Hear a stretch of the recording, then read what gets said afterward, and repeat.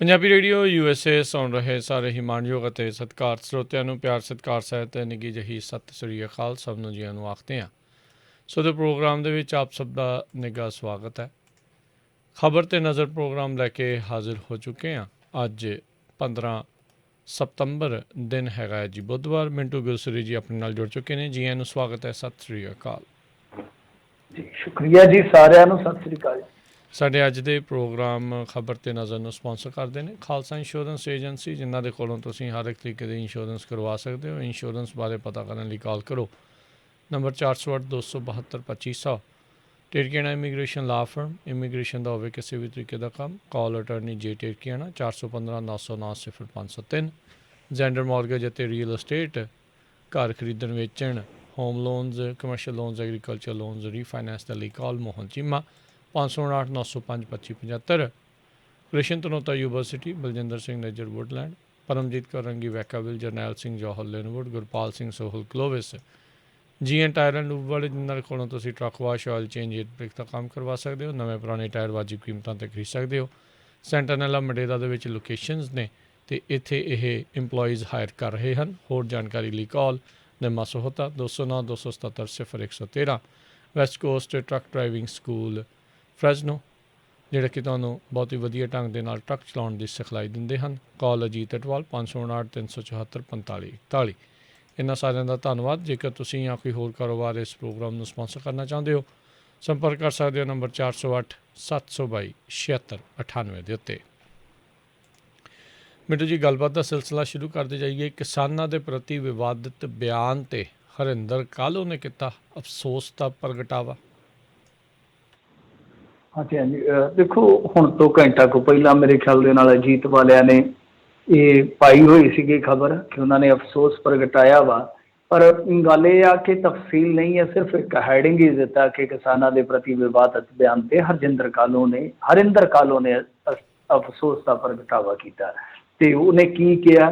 ਦੇਖੋ, ਇੱਕ ਹੁੰਦਾ ਅਫਸੋਸ, ਇਹ ਤਾਂ ਹੁੰਦੀ ਐਵੇਂ ਲੀਪਾ ਪੋਚੀ ਜੀ ਕਿ ਹਾਂਜੀ ਵੈਸੇ ਤਾਂ ਚਲੋ ਅਫਸੋਸ ਪ੍ਰਗਟਾਇਆ ਵੀ ਉਹੋ ਜਿਹਾ ਹੁੰਦਾ ਕਿ ਆਦਮੀ ਕਿਤੇ ਨਾ ਕਿਤੇ ਇਹ ਗੱਲ ਪ੍ਰਵਾਨ ਕਰਦਾ, ਤਸਲੀਮ ਕਰਦਾ ਵਾ ਕਿ ਮੈਂ ਉਸ ਸਮੇਂ ਗਲਤ ਸੀ ਜਾਂ ਮੇਰੇ ਅਲਫਾਜ਼ ਗਲਤ ਸੀ। ਵੈਸੇ ਅਲਫਾਜ਼ ਮੂੰਹ ਤੋਂ ਕੱਢਣੇ ਜਿਹੜੇ ਆ ਉਹ ਬੜੇ ਸੋਚ ਕੇ ਚਾਹੀਦੇ ਆ, ਕਿਉਂਕਿ ਕਹਿੰਦੇ ਆ ਕਿ ਜਦ ਤੱਕ ਅਲਫਾਜ਼ ਮੂੰਹ ਦੇ ਵਿੱਚ ਨੇ ਤਦ ਤੱਕ ਉਹ ਤੁਹਾਡੇ ਗੁਲਾਮ ਹੁੰਦੇ ਆ, ਅਤੇ ਜੇ ਉਹ ਨਿਕਲ ਗਏ ਫਿਰ ਉਸ ਤੋਂ ਬਾਅਦ ਤੁਸੀਂ ਗੁਲਾਮ ਹੋ ਜਾਂਦੇ ਆ। ਇਹ ਸੋਚ ਕੇ ਸਮਝ ਕੇ ਬੋਲਣ ਦੀ ਜ਼ਰੂਰਤ ਆ। ਤਾਂ ਖੈਰ, ਹਰਿੰਦਰ ਕਾਹਲੋਂ ਨੇ ਕੀ ਕਿਹਾ, ਕਿਵੇਂ ਅਫਸੋਸ ਪ੍ਰਗਟਾਇਆ, ਪਰ ਕਿੰਨਾ ਘਮੰਡੀ ਆਦਮੀ ਆ, ਕਿੰਨਾ ਇੱਕ ਤਰ੍ਹਾਂ ਨਾਲ ਕਹਿ ਲਓ ਹੰਕਾਰੀ ਆਦਮੀ ਆ ਕਿ ਜਿਹੜਾ ਇਨਸਾਨ ਜਿਸ ਦਿਨ ਇਹ ਪਾਰਟੀ ਦੇ ਵਿੱਚ ਸ਼ਾਮਲ ਹੋਇਆ ਸੀਗਾ ਨਾ, ਭਾਰਤੀ ਜਨਤਾ ਪਾਰਟੀ 'ਚ, ਉਦੋਂ ਇਹ ਪਤਾ ਕੀ ਕਹਿੰਦਾ ਸੀਗਾ ਕਿ ਮੈਂ, ਤੁਸੀਂ ਇਹਦਾ ਪਿਛੋਕੜ ਤੇ ਵੈਸੇ ਸਾਰਿਆਂ ਨੇ ਸੁਣਿਆ ਪੜ੍ਹਿਆ ਹੋਣਾ ਕਿਤੇ ਨਾ ਕਿਤੇ ਕਿ ਕਿਸ ਤਰ੍ਹਾਂ ਇਹ 84 ਦੇ ਦੌਰ ਤੋਂ ਬਾਅਦ ਫੈਡਰੇਸ਼ਨ ਦੀਆਂ ਸਫਾਂ ਦੇ ਵਿੱਚ ਪ੍ਰਸਿੱਧ ਹੁੰਦਾ, ਔਰ ਉਸ ਤੋਂ ਬਾਅਦ ਕਿਸ ਤਰੀਕੇ ਦੇ ਨਾਲ ਫਿਰ ਮਾਸਟਰੀ ਲੈਂਦਾ। ਪਹਿਲਾਂ ਵੀ ਮਾਸਟਰੀ ਦੇ ਵਿੱਚ ਹੀ ਸੀ, ਮਾਸਟਰ ਸੀਗਾ, ਉਸ ਤੋਂ ਬਾਅਦ ਫਿਰ ਰੀਜੁਆਇਨ ਕਰਦਾ ਸਟੇਟ ਦੇ ਨਾਲ, ਕਿਸ ਤਰ੍ਹਾਂ ਫਿਰ ਇੱਕ ਤਰ੍ਹਾਂ ਨਾਲ ਕਹਿ ਲਓ ਕੰਪਰੋਮਾਈਜ਼ਡ ਹੋ ਜਾਂਦਾ। ਉਸ ਤੋਂ ਬਾਅਦ ਰਿਟਾਇਰਮੈਂਟ ਤੋਂ ਬਾਅਦ ਕੁਛ ਸਮਾਂ ਵਕਾਲਤ ਦੇ ਵਿੱਚ, ਉਸ ਤੋਂ ਬਾਅਦ ਅਕਾਲੀਆਂ ਦੇ ਵਿੱਚ, ਉਸ ਤੋਂ ਬਾਅਦ ਟਕਸਾਲੀਆਂ ਦੇ ਵਿੱਚ, ਉਸ ਤੋਂ ਬਾਅਦ ਦੇਖੀਏ ਤਾਂ ਹੁਣ ਭਾਜਪਾ ਦੇ ਵਿੱਚ। ਪਰ ਇਸ ਤੋਂ ਪਹਿਲਾਂ ਸੇਖਵਾਂ ਦਾ PA, ਸ਼ਾਇਦ ਆਮ ਆਦਮੀ ਪਾਰਟੀ 'ਚ ਵੀ ਮੂੰਹ ਮਾਰ ਕੇ ਆਇਆ ਇਨਸਾਨ। ਤਾਂ ਕਹਿਣ ਦਾ ਮਤਲਬ ਇਹ ਆ ਕਿ ਜੇ ਆਪਾਂ ਦੇਖੀਏ ਕਿ ਇੰਨਾ ਜ਼ਿਆਦਾ ਬੰਦੇ ਦਾ ਸਫ਼ਰ ਹੋਵੇ ਬੁਢਾਪੇ ਦੇ ਵਿੱਚ, ਉਹ ਕੀ ਦਰਸਾ ਰਿਹਾ, ਫਿਤਰਤ ਪੱਖੋਂ ਕੀ ਦਰਸਾ ਰਿਹਾ ਹੈ ਕਿ ਉਹਦੀ ਮਾਨਸਿਕਤਾ ਦੇ ਵਿੱਚ ਹਾਲੇ ਵੀ ਉਹੀ ਚੀਜ਼ਾਂ ਭਰੀਆਂ ਨੇ। ਇਹ ਉਹ ਲੋਕ ਨੇ ਜਿਨ੍ਹਾਂ ਨੇ ਉਸ ਸਮੇਂ ਖਾੜਕੂਆਂ ਦੇ ਸਹਾਰੇ ਨਜ਼ਾਰੇ ਲਏ ਅਤੇ ਉਸ ਤੋਂ ਬਾਅਦ ਹੁਣ ਸਟੇਟ ਦੇ ਸਹਾਰੇ ਨਜ਼ਾਰੇ ਲੈ ਰਹੇ ਆ। ਕਮਾਲ ਦੀ ਗੱਲ ਆ ਕਿ ਸੈਡੀਸ਼ਨ ਤੋਂ ਲੈ ਕੇ ਪਤਾ ਨਹੀਂ ਕਿੰਨੇ ਕੇਸ ਇਸ ਇਨਸਾਨ 'ਤੇ ਦਰਜ ਸਨ, ਸਾਰੇ ਹੀ ਬਰੀ ਹੋ ਗਏ। ਔਰ ਕਿਸੇ ਸਮੇਂ ਜਿਹੜਾ ਇਹਨਾਂ ਦੇ ਪਿੱਛੇ ਪਿੱਛੇ ਫਿਰਦਾ ਹੁੰਦਾ ਸੀਗਾ ਇਕਬਾਲ ਸਿੰਘ ਲਾਲਪੁਰਾ ਇਹਨਾਂ ਨੂੰ ਫੜਨ ਵਾਸਤੇ, ਉਹ ਵੀ ਭਾਜਪਾ 'ਚ ਤੇ ਇਹ ਵੀ ਭਾਜਪਾ 'ਚ। ਭਾਜਪਾ ਵਾਲੇ ਕਹਿੰਦੇ ਆ ਕਿ ਫਲਾਣਾ ਦੇਸ਼ ਵਿਰੋਧੀ, ਫਲਾਣਾ ਦੇਸ਼ ਧਰੋਹੀ, ਆਹ ਦੇਖ ਲਓ। ਤਾਂ ਇਸ ਤਰ੍ਹਾਂ ਇਹ ਆ ਕਿ ਜਿਨ੍ਹਾਂ 'ਤੇ ਸੈਡੀਸ਼ਨ ਦੇ ਪਰਚੇ ਦਰਜ ਹੋਏ, ਹਾਲਾਂਕਿ ਚਲੋ ਬਾਹਰ ਹੋ ਗਏ, ਅੱਜ ਦੀ ਤਾਰੀਖ ਦੇ ਵਿੱਚ ਪੁਲਿਸ ਵਾਲੇ ਵੀ ਉਹਨਾਂ 'ਚ ਹੀ ਸ਼ਾਮਲ ਹੋ ਗਏ ਅਤੇ ਜਿਹੜੇ ਪੁਲਿਸ ਵਾਲਿਆਂ ਦੇ ਉਲਟ ਖਲੋਤੇ ਸੀ ਉਹ ਵੀ ਸ਼ਾਮਲ ਹੋ ਗਏ। ਤਾਂ ਕਹਿਣ ਦਾ ਮਤਲਬ ਇਹ ਆ ਕਿ ਇਹਨਾਂ ਲੋਕਾਂ ਦੀ ਜਿਹੜੀ ਮਾਨਸਿਕਤਾ, ਇੱਕ ਮਾਈਂਡ ਸੈੱਟ ਜਿਹਨੂੰ ਆਪਾਂ ਕਹਿੰਦੇ ਆ, ਕਿ ਉਹ ਜਿਸ ਤਰ੍ਹਾਂ ਦਾ ਉਹ ਹੈ ਤਾਂ ਉਹ ਉਮਰ ਦੇ ਲਿਹਾਜ਼ ਨਾਲ ਨਹੀਂ ਬਦਲਦਾ। ਤਾਂ ਇਹਨੇ ਕੀ ਸ਼ਬਦ ਬੋਲੇ। ਪਹਿਲੀ ਗੱਲ ਤਾਂ ਇਹ ਆ ਕਿ ਇੱਕ ਚਾਂਦਮਾਰੀ ਦੀ ਥੋੜ੍ਹੀ ਜਿਹੀ ਹੱਦ ਹੁੰਦੀ ਆ। ਕਹਿ ਰਿਹਾ ਸੀਗਾ ਕਿ ਮੈਨੂੰ ਕੋਈ ਕਾਮਰੇਡ ਮਿਲ ਪਿਆ, ਮੈਂ ਇਹਨੂੰ ਆਖਿਆ ਕੀ ਚਲਾ ਰਹੇ ਜੇ। ਉਸ ਟਾਈਮ ਜਦੋਂ ਇਹ ਪਾਰਟੀ 'ਚ ਸ਼ਾਮਲ ਹੁੰਦਾ ਕੀ ਕਹਿੰਦਾ ਉਹ ਮੈਂ ਤੁਹਾਨੂੰ ਬਾਅਦ 'ਚ ਦੱਸਦਾ, ਮੈਂ ਭੁੱਲਿਆ ਨਹੀਂ ਹੈ, ਪਰ ਦੱਸ ਰਿਹਾ ਕਿ ਕਿਸ ਤਰੀਕੇ ਦਾ ਇਹਨਾਂ ਦਾ ਮਾਈਂਡ ਸੈੱਟ ਆ, ਕਿਸ ਤਰੀਕੇ ਨਾਲ ਇਹਨਾਂ ਦੀਆਂ ਲਾਲਾਂ ਡਿੱਗਦੀਆਂ ਕੁਰਸੀਆਂ ਨੂੰ ਵੇਖ ਕੇ। ਹਾਲਾਂਕਿ ਬਜ਼ੁਰਗ ਆਦਮੀ ਆ, ਮੈਂ ਬਹੁਤਾ ਬੋਲਣਾ ਨਹੀਂ ਚਾਹੁੰਦਾ, ਪਰ ਜਦ ਇਹ ਬੋਲਦੇ ਆ ਤਾਂ ਫਿਰ ਸਾਹਮਣੇ ਵਾਲੇ ਵੀ ਬੋਲਣਗੇ ਭਾਈ, ਫਿਰ ਤੁਹਾਨੂੰ ਸੁਣਨ ਵਾਸਤੇ ਵੀ ਮਿਹਦਾ ਰੱਖਣਾ ਪਊਗਾ, ਕੰਨ ਵੀ ਰੱਖਣੇ ਪੈਣਗੇ। ਖੈਰ ਦੇਖੋ, ਉਦਣ ਬੋਲ ਰਿਹਾ ਸੀਗਾ ਕਿ ਮੈਨੂੰ ਕੋਈ ਕਾਮਰੇਡ ਮਿਲ ਗਿਆ, ਤੇ ਉਹ ਕਾਮਰੇਡ ਕਹਿੰਦਾ ਯਾਰ ਭੁੱਖੇ ਮਰਦੇ ਸਾਂ, ਹੁਣ ਮਾਹੀ ਕੰਮ ਚੱਲਿਆ, 4 ਪੈਸੇ ਇਕੱਠੇ ਕਰ ਲਈਏ। ਬੰਦਾ ਪੁੱਛੇ ਜੇ ਕੋਈ ਕਾਮਰੇਡ ਮਿਲਿਆ ਤੇ ਤੂੰ ਤੇ ਹੁਣ ਨੂੰ ਉਹਦਾ ਗੁੱਡਾ ਬੰਨ੍ਹ ਦੇਣਾ ਸੀਗਾ। ਤੁਸੀਂ ਭਾਜਪਾ 'ਚ ਤੁਸੀਂ ਤਾਂ ਉੱਦਾਂ ਹੀ ਝੂਠੇ ਇਲਜ਼ਾਮ ਲਾਈ ਜਾਂਦੇ ਹੋ ਕਿ ਇਹਨਾਂ ਨੂੰ ਚਾਈਨਾ ਤੋਂ ਫੰਡ ਆ ਗਿਆ, ਪਾਕਿਸਤਾਨ ਤੋਂ ਫੰਡ ਆ ਗਿਆ, ਖਾਲਿਸਤਾਨ ਤੋਂ ਫੰਡ ਆ ਗਿਆ, ਇੱਥੋਂ ਫੰਡ ਆ ਗਿਆ, ਉੱਥੋਂ ਫੰਡ ਆ ਗਿਆ। ਜੇ ਕੋਈ ਇਸ ਤਰ੍ਹਾਂ ਦੀ ਗੱਲਬਾਤ ਹੁੰਦੀ ਤੂੰ ਬਾਈ ਨੇਮ ਆਪ ਨਾ ਦੱਸ ਦੋ, ਪਰੰਤੂ ਪਾਰਟੀ ਨੂੰ ਜ਼ਰੂਰ ਦੱਸ ਦੇਣਾ ਸੀ, ਗਰੇਵਾਲ ਹੋਰਾਂ ਨੇ ਗੁੱਡਾ ਬੰਨ੍ਹ ਦੇਣਾ ਸੀ ਉਹਦਾ। ਦੂਜੀ ਚੀਜ਼ ਇਹ ਆ, ਕਹਿ ਰਿਹਾ ਕਿ ਮੈਨੂੰ ਕਿਸੇ ਬੰਦੇ ਨੇ ਫੋਨ ਕੀਤਾ ਜੀ, ਕਹਿੰਦਾ ਤੇਰੇ ਘਰ ਦੇ ਅੱਗੇ ਗੋਬਰ ਦੀਆਂ ਟਰਾਲੀਆਂ ਲਾ ਦਿਆਂਗੇ। ਮੈਂ ਕਿਹਾ ਜਿਹਨੇ ਮੇਰੇ ਘਰ ਦੇ ਅੱਗੇ ਗੋਬਰ ਲਾਉਣ ਆਉਣਾ ਹੈ ਉਹ ਸਟੀਲ ਦਾ ਫੱਟਾ ਲੈ ਕੇ ਆਵੇ, ਚਿੱਟੀ ਚਾਦਰ ਲੈ ਕੇ ਆਵੇ। ਕਿਹੋ ਜਿਹੀਆਂ ਗੱਲਾਂ ਕਰ ਰਿਹਾ ਇਨਸਾਨ, ਬੁੱਢਾ ਇਨਸਾਨ। ਤਾਂ ਹੁਣ ਇਹ ਉਹ ਆਦਮੀ ਆ ਜਿੱਦਣ ਪਾਰਟੀ ਜੁਆਇਨ ਕਰਦਾ ਤੇ ਕਹਿੰਦਾ ਕਿ ਉਸ ਸਮੇਂ ਅਸੀਂ ਸਟੇਟ ਵਾਸਤੇ ਜਾਂ ਕਮਿਊਨਿਟੀ ਵਾਸਤੇ ਜੋ ਸੋਚ ਲੈ ਕੇ ਲਹਿਰ 'ਚ ਕੁੱਦੇ ਸਾਂ, ਅੱਜ ਵੀ ਉਹੀ ਮੰਤਵ ਹੈ। ਮਤਲਬ ਕਿ ਮੋਦੀ ਸਰਕਾਰ 84 ਕਤਲੇਆਮ ਦਾ ਨਿਆਂ ਕਰ ਰਹੀ ਆ। ਵੈਸੇ ਇਹਦੇ ਸ਼ਬਦ ਨਹੀਂ ਮੈਂ ਕਹਿ ਰਿਹਾ ਕਿ ਉਸ ਸਮੇਂ ਜਿਹੜੇ ਲੋਕ ਸਿੱਖ ਕਤਲੇਆਮ 'ਚ ਸ਼ਾਮਲ ਸੀ ਉਹਨਾਂ ਨੂੰ ਸਜ਼ਾਵਾਂ ਹੋ ਰਹੀਆਂ, ਬਲੈਕ ਲਿਸਟ ਖਤਮ ਕੀਤੀ ਜਾ ਰਹੀ ਆ। ਸਭ ਤੋਂ ਵੱਡਾ ਮੁੱਦਾ ਇਸ ਟਾਈਮ ਜਿਹੜੀ ਟਸਲ ਚੱਲਦੀ ਪਈ ਕਿਸਾਨਾਂ ਤੇ ਕੇਂਦਰ ਦੇ ਦਰਮਿਆਨ, ਅਸੀਂ ਉਹ ਖਤਮ ਕਰਾਉਣੀ ਖਤਮ ਕਰਾਉਣੀ ਆ। ਇਹ ਤਾਂ ਕਹਿੰਦਾ ਮੈਂ ਕਿਸਾਨ ਹੀ ਖਤਮ ਕਰ ਦੂੰਗਾ। ਤਾਂ ਮਤਲਬ ਕਿ ਇੱਕ ਵੇਲੇ ਤੁਹਾਡੇ ਪੈਰਾਮੀਟਰ, ਤੁਹਾਡੀ ਉੱਥੇ ਜ਼ੁਬਾਨ ਕੁਛ ਹੋਰ ਹੁੰਦੀ ਆ। ਜਦ ਤੁਸੀਂ ਵੇਖਦੇ ਹੋ ਕਿ ਕੱਲ੍ਹ ਆਇਆ ਇਕਬਾਲ ਸਿੰਘ ਲਾਲਪੁਰਾ ਐਡੀ ਵੱਡੀ ਕੁਰਸੀ 'ਤੇ ਬਹਿ ਗਿਆ, ਹਾਲਾਂਕਿ ਉਹ ਮੈਨੂੰ ਨਹੀਂ ਲੱਗਦਾ ਕਿ ਇਹੋ ਜਿਹੇ ਸ਼ਬਦ ਬੋਲਦਾ ਹੈਗਾ। ਵੈਸੇ ਚਲੋ ਆਪੋ ਆਪਣੀ ਵਿਚਾਰਧਾਰਾ ਹੋ ਜਾਂਦੀ ਆ ਬੰਦੇ ਦੀ। ਉਹ ਇਨਸਾਨ ਜਿਹੜਾ ਇਹਨਾਂ ਦੇ ਨਾਲ ਥੋੜ੍ਹਾ ਜਿਹਾ ਜੁਦਾ ਹੈ, ਆਪਦੇ ਸ਼ਬਦਾਂ 'ਤੇ ਕੰਟਰੋਲ ਰੱਖਣ ਵਾਲਾ ਹੈ। ਅਤੇ ਚਲੋ ਰਿਟਾਇਰਡ ਅਫਸਰ ਉੱਤੇ ਪਹੁੰਚ ਗਿਆ, ਪਰ ਇੱਕ ਲੱਤ 'ਤੇ ਲੱਗ ਗਈ ਨਾ ਇਹਨਾਂ ਨੂੰ, ਇੱਕ ਆਦਤ 'ਤੇ ਪੈ ਗਈ ਕਿ ਜੇ ਇਕਬਾਲ ਸਿੰਘ ਲਾਲਪੁਰਾ ਕੇਂਦਰ ਦੀ ਕੁਰਸੀ ਨੂੰ ਜਾ ਕੇ ਜੱਫਾ ਮਾਰ ਸਕਦਾ ਹੈ, ਜੇ ਅਸੀਂ ਉਰਲੀਆਂ ਪਰਲੀਆਂ ਮਾਰ ਲਈਏ ਤਾਂ ਹੋ ਸਕਦਾ ਸਾਡਾ ਵੀ ਕਿਸੇ ਕੁਰਸੀ ਦੇ ਪਾਵੇ ਨੂੰ ਹੱਥ ਪੈ ਜੇ। ਪਰ ਮੈਨੂੰ ਲੱਗਦਾ ਕਿ ਬਹੁਤ ਸ਼ਰਮਨਾਕ ਗੱਲ ਆ ਕਿ ਬੁੱਢੇ ਬਾਰੇ ਇੰਨੀ ਤੁਹਾਡੀ ਬੇਇੱਜ਼ਤੀ ਹੋਵੇ। ਸ਼ਾਇਦ ਹਰਿੰਦਰ ਕਾਲੂ ਅੱਜ ਦੀ ਪੀੜ੍ਹੀ ਨੂੰ ਭੁੱਲਿਆ ਵਿਸਰਿਆ ਹੋਵੇ, ਕਿਤਾਬਾਂ 'ਚ ਕਿਤੇ ਪੜ੍ਹਦੇ ਹੋਣੇ ਦੇ ਰੋਲ ਨੂੰ, ਉਸ ਸਮੇਂ ਦੇ ਰੋਲ ਨੂੰ।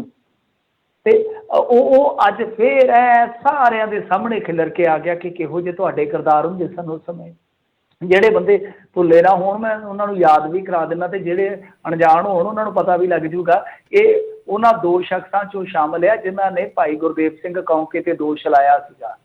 ਉਸ ਤੋਂ ਬਾਅਦ ਜਦੋਂ ਤਲਬ ਕੀਤਾ ਗਿਆ ਅਤੇ ਇਹ ਮੁੱਕਰ ਗਿਆ ਸੀਗਾ, ਨਹੀਂ ਜੀ ਪੱਤਰਕਾਰਾਂ ਨੇ ਗਲਤ ਕਹਿ ਦਿੱਤਾ। ਫਿਰ ਜਫਰਵਾਲ ਨੂੰ ਜਦੋਂ ਸੱਦਿਆ ਗਿਆ ਅਤੇ ਉਸੇ ਰਾਤ ਪੱਤਰਕਾਰ ਜਿਹੜੇ ਪ੍ਰੈਸ ਨੋਟ ਫੜਾਏ ਸਨ ਭਾਈ ਸਾਹਿਬ ਨੂੰ ਕਿ ਆਹ ਦੇਖ ਲਓ ਇਹਨਾਂ ਦੀ ਕਰਤੂਤ, ਸਾਨੂੰ ਹੁਣ ਭੰਡਦੇ ਫਿਰਦੇ ਆ। ਅਤੇ ਉਹ ਜਦੋਂ ਜਫਰਵਾਲ ਮੁੱਕਰਨ ਲੱਗਾ ਉਹਨਾਂ ਨੇ ਪੱਤਰ ਸਾਹਮਣੇ ਰੱਖ ਦਿੱਤਾ, ਉਹ ਪ੍ਰੈਸ ਰਿਲੀਜ਼, ਕਹਿੰਦੇ ਕਿ ਦਸਤਖਤ ਤੇਰੇ ਹੀ ਆ, ਮੁੜ ਕੇ ਪਾਣੀ ਪਾਣੀ। ਇਹ ਇਹੋ ਜਿਹੇ ਇਨਸਾਨ ਨੇ, ਇਹੋ ਜਿਹੇ ਇਹਨਾਂ ਦੇ ਕਿਰਦਾਰ ਨੇ, ਇਹੋ ਜਿਹੇ ਇਹਨਾਂ ਦੇ ਪਿਛੋਕੜ ਆ। ਉਸ ਸਮੇਂ ਬਹੁਤ ਸਾਰੇ ਮੁੰਡਿਆਂ ਨੂੰ ਲੱਗਦਾ ਹੋਏਗਾ ਕਿ ਸਾਡੇ ਹੀਰੋ ਆ, ਅਤੇ ਅੱਜ ਦੇਖ ਲਓ 30-35 ਸਾਲਾਂ ਬਾਅਦ ਇਹਨਾਂ ਦੇ ਰੰਗ ਵੇਖ ਲਓ। ਅੱਜ ਵੀ ਕੁਛ ਲੋਕ ਮੁੰਡਿਆਂ ਨੂੰ ਹੀਰੋ ਲੱਗਦੇ ਹੋਣਗੇ, ਪਰ 30-35 ਸਾਲਾਂ ਬਾਅਦ ਉਹ ਵੀ ਇਸੇ ਥਾਂ 'ਤੇ ਖਲੋਤੇ ਹੋਣਗੇ। ਸੋ ਜੋ ਬੋਲਿਆ ਇਹਨੇ ਵਸੂਲ ਕੀਤਾ, ਉਹ ਵੈਸਾ ਹੀ ਵਸੂਲ ਕੀਤਾ। ਜੇ ਅਫਸੋਸ ਪ੍ਰਗਟਾਇਆ ਤਾਂ ਇਹਦੀ ਜ਼ੁਬਾਨ ਆ, ਪਰ ਮੇਰੇ ਖਿਆਲ ਦੇ ਨਾਲ ਅਫਸੋਸ ਪ੍ਰਗਟਾਉਣਾ ਕਾਫੀ ਨਹੀਂ ਹੈ। ਆਪਣੀ ਸ਼ਰਮਨਾਕ ਇਸ ਹਰਕਤ ਵਾਸਤੇ ਬੁੱਢੇ ਬਾਰੇ ਮਾफ़ी ਮੰਗਣੀ ਚਾਹੀਦੀ ਹੈ। ਜੀ ਜੀ, ਪਰ ਉਹੀ ਤਾਂ ਗੱਲ ਆ ਵੀ ਸ਼ਰਮ ਤੋਂ ਹमें ਆਤੀ ਨਹੀਂ। ਅਗਲੀ ਜਿਹੜੀ ਮਿੰਟੂ ਜੀ ਆਪਾਂ ਜੇ ਗੱਲ ਕਰੀਏ ਧਾਰਮਿਕ ਭਾਵਨਾਵਾਂ ਨੂੰ ਠੇਸ ਪਹੁੰਚਾਉਣ ਦੇ ਮਾਮਲੇ 'ਚ ਗੁਰਦਾਸ ਮਾਨ ਨੂੰ ਰਾਹਤ। ਹਾਂਜੀ, ਦੇਖੋ ਗੁਰਦਾਸ ਮਾਨ ਨੂੰ ਜ਼ਮਾਨਤ ਮਿਲ ਜਾਣੀ ਸੀਗੀ, ਇਹ ਤੇ ਪਤਾ ਹੀ ਸੀਗਾ ਗੁਰਦਾਸ ਮਾਨ ਨੂੰ ਜ਼ਮਾਨਤ ਮਿਲ ਜਾਣੀ ਸੀ, ਕਿਉਂਕਿ 295 ਇਹਦਾ ਮਾਮਲਾ ਸੀਗਾ। ਤੇ ਵੈਸੇ ਆਪਾਂ ਜਦੋਂ ਵੀ ਗੱਲ ਕਰਦੇ ਸਾਂ ਮੈਂ ਤੁਹਾਨੂੰ ਇਹ ਕਹਿੰਦਾ ਸੀਗਾ ਕਿ 295 ਇਹਦੇ ਵਿੱਚ ਜ਼ਮਾਨਤ ਮਿਲ ਜਾਂਦੀ ਆ। ਪਹਿਲੀ ਗੱਲ ਲੋਅਰ ਕੋਰਟ ਚੋਂ, ਸੈਸ਼ਨ ਕੋਰਟ ਚੋਂ, ਪਰ ਰੇਅਰ ਮਾਮਲੇ ਦੇ ਵਿੱਚ ਹੁੰਦਾ ਹੈ ਕਿ ਹਾਈ ਕੋਰਟ ਜਾਂ ਸੁਪਰੀਮ ਕੋਰਟ 'ਚ ਕਿਤੇ ਮਾਮਲਾ ਚੱਲ ਜਾਏ। ਵੈਸੇ ਤਾਂ ਹਾਈ ਕੋਰਟ ਨਹੀਂ ਲੰਘ ਸਕਦਾ ਮਾਮਲਾ। ਗੱਲ ਕੀ ਹੁੰਦੀ ਆ ਕਿ ਕਈ ਮਾਮਲਿਆਂ ਦੇ ਵਿੱਚ ਕੁਝ ਟਿੱਪਣੀਆਂ ਜਿਹੜੀਆਂ ਹੁੰਦੀਆਂ ਨਾ ਉਹ ਵਿਸ਼ੇਸ਼ ਹੁੰਦੀਆਂ, ਤਾਂ ਜੋ ਸੈਸ਼ਨ ਕੋਰਟ ਨੇ ਰਿਜੈਕਸ਼ਨ ਤੇ ਟਿੱਪਣੀ ਦਿੱਤੀ ਆ ਉਹ ਬਹੁਤ ਮਹੱਤਵਪੂਰਨ ਰਹੇਗੀ। ਉਹਨੂੰ ਨੋਟ ਕਰਕੇ ਰੱਖਿਓ ਤੁਸੀਂ ਵੀ ਆਪਣੀ ਨੋਟਬੁੱਕ ਦੇ ਵਿੱਚ। ਸੈਸ਼ਨ ਜੱਜ ਨੇ ਇਹ ਕਿਹਾ ਸੀ, ਮੈਂ ਤੁਹਾਡੇ ਨਾਲ ਵਾਅਦਾ ਵੀ ਕੀਤਾ ਸੀਗਾ, ਜੀ ਜੀ। ਤਾਂ ਆਪਾਂ ਜ਼ਰੂਰ ਤੁਹਾਨੂੰ ਦੱਸਾਂਗੇ। ਸੈਸ਼ਨ ਕੋਰਟ ਨੇ ਕਿਹਾ ਸੀਗਾ ਕਿ ਕਿਸੇ ਜ਼ਾਤ ਗੋਤਰ ਦੇ ਵਿੱਚ ਪੈਦਾ ਹੋ ਕੇ ਕੋਈ ਵਾਰਸ ਨਹੀਂ ਬਣ ਜਾਂਦਾ। ਇਹ ਜਿਵੇਂ ਆਉਂਦਾ ਨਾ ਕੋਈ ਆਸ਼ਿਕ ਨਹੀਂ ਬਣ ਜਾਂਦਾ, ਗੀਤ ਹੈਗਾ ਸੀ ਨਾ ਕਿਸੇ ਸਮੇਂ, ਤਾਂ ਸਿਰ ਟੇਢੀ ਪਗੜੀ ਧਰ ਕੇ ਹੱਥ ਡਾਂਗਾ ਸੋਟੇ ਫੜ ਕੇ ਚਾਰ ਕਿਤਾਬਾਂ ਪੜ੍ਹ ਕੇ ਫਲਾ ਆਸ਼ਿਕ ਨਹੀਂ ਬਣ ਜਾਂਦਾ। ਤਾਂ ਉੱਦਾਂ ਹੀ ਜੱਜ ਸਾਹਿਬ ਨੇ ਆਖਿਆ ਕਿ ਕੋਈ ਕਿਸੇ ਜ਼ਾਤ ਗੋਤਰ ਦੇ ਵਿੱਚ ਪੈਦਾ ਹੋ ਕੇ ਵਾਰਸ ਨਹੀਂ ਕਹਾ ਸਕਦਾ। ਇਹ ਬਹੁਤ ਵਿਸ਼ੇਸ਼ ਟਿੱਪਣੀ ਹੈ। ਦੂਜੀ ਚੀਜ਼ ਉਹਨਾਂ ਨੇ ਕਿਹਾ ਕਿ ਗੁਰਦਾਸ ਮਾਨ ਨੇ ਠੀਕ ਹੈ ਮਾਫ਼ੀ ਮੰਗੀ ਹੈ, ਪਰ ਮਾਫ਼ੀ ਤਦੇ ਹੀ ਮੰਗੀ ਆ ਜੇ ਉਹਨਾਂ ਨੂੰ ਮਹਿਸੂਸ ਹੁੰਦਾ ਕਿ ਉਹ ਗਲਤ ਹੈ।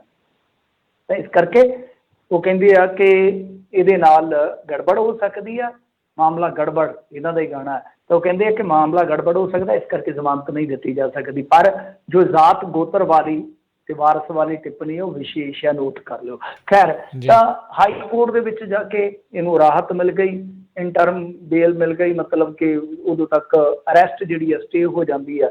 ਖੈਰ, ਪਰ ਤਸੱਲੀ ਜ਼ਰੂਰ ਹੋ ਗਈ ਹੈ ਇਸ ਵਾਰੀ।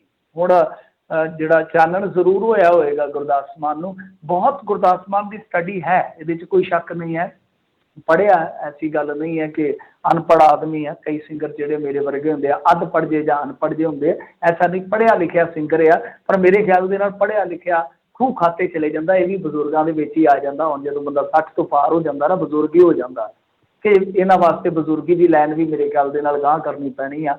ਪਰ ਜੇ ਤੁਹਾਨੂੰ ਇਹ ਸੁੱਧ ਨਹੀਂ ਹੈ ਕਿ ਜਿਨ੍ਹਾਂ ਨਾਲ ਤੁਸੀਂ ਤੁਲਨਾ ਕਰ ਰਹੇ ਹੋ ਔਰ ਉਸ ਸ਼ਖਸ ਦੀ ਜਿਹਦੇ ਕਹਿ ਲਓ ਕਿ ਬਹੁਤ ਸਾਰੇ ਕੰਮ ਜਿਹੜੇ ਆ ਉਹ ਉਸ ਫਿਲਾਸਫੀ ਦੇ ਉਲਟ ਆ, ਜਿਹਦੇ ਨਾਲ ਤੁਸੀਂ ਕਿਸੇ ਮਹਾਂਪੁਰਖ ਨੂੰ ਕੰਪੇਅਰ ਕਰ ਰਹੇ ਹੋ, ਤਾਂ ਫਿਰ ਸਮਝੂਗਾ ਕਿ ਤੁਹਾਡਾ ਪੜ੍ਹਿਆ ਲਿਖਿਆ ਖੂਹ ਖਾਤੇ ਦੇ ਵਿੱਚ ਆ।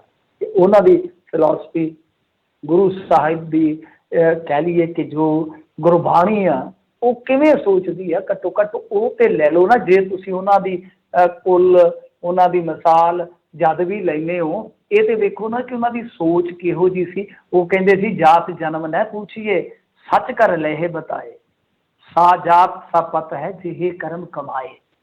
ਇੱਥੇ ਗੱਲ ਖਤਮ ਹੋ ਜਾਂਦੀ ਆ ਕਿ ਜਾਤ ਜਨਮ ਪੁੱਛਣ ਦੀ ਜ਼ਰੂਰਤ ਨਹੀਂ ਹੈ। ਇਹ ਦੱਸ ਤੇਰੇ ਹਿਰਦੇ 'ਚ ਸੱਚੇ ਦਾ ਪ੍ਰਕਾਸ਼ ਹੈ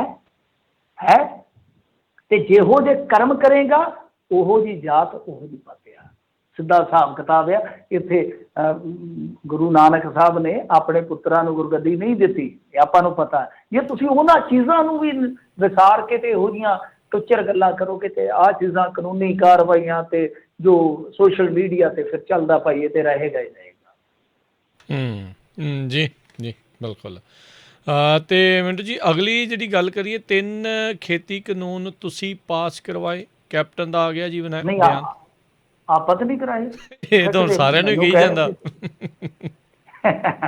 ਹਾਂਜੀ ਹਾਂਜੀ, ਨਹੀਂ ਇਹ ਵੇਖੋ ਗੱਲ ਇਹ ਆ ਕਿ ਅਕਸਰ ਆਪਾਂ ਕਹਿੰਦੇ ਸੀ ਕੁਝ ਲੋਕ ਸਿੱਧੂ ਪ੍ਰਤੀ ਨਾ ਬਹੁਤ ਜ਼ਿਆਦਾ ਭਾਵੁਕ ਹੋ ਜਾਂਦੇ। ਵੈਸੇ ਸਾਡੇ ਪੰਜਾਬੀਆਂ ਦੀ ਕਮਜ਼ੋਰੀ ਕਹਿ ਲਓ ਜਾਂ ਉਹਨਾਂ ਦੀ ਗ੍ਰੇਟਨੈਸ ਕਹਿ ਲਓ ਕਿ ਬਹੁਤ ਜਲਦੀ ਭਾਵੁਕ ਹੋ ਜਾਂਦੇ ਨੇ, ਤੇ ਉਹ ਵੇਗ ਦੇ ਵਿੱਚ ਵਗ ਕੇ ਕਈ ਵਾਰ ਨਾ ਥੋੜ੍ਹਾ ਜਿਹਾ ਉਲਟ ਸੋਚਦੇ ਆ ਕਿ ਸ਼ਾਇਦ ਇਹ ਆਲੋਚਨਾ ਕਰ ਰਹੇ ਆ ਤੇ ਕੋਈ ਇਹਨਾਂ ਦੀ ਵਿਅਕਤੀਗਤ ਕੋਈ ਰੰਜ ਹੋਏਗੀ। ਐਸਾ ਨਹੀਂ ਹੈ, ਸਾਡੇ ਲਈ ਸਾਰੇ ਇੱਕੋ ਆ, ਸਾਡੇ ਲਈ ਸਨਮਾਨਯੋਗ ਹੈ, ਪਰ ਜੋ ਸਨਮਾਨ ਦਾ ਹੱਕਦਾਰ ਆ।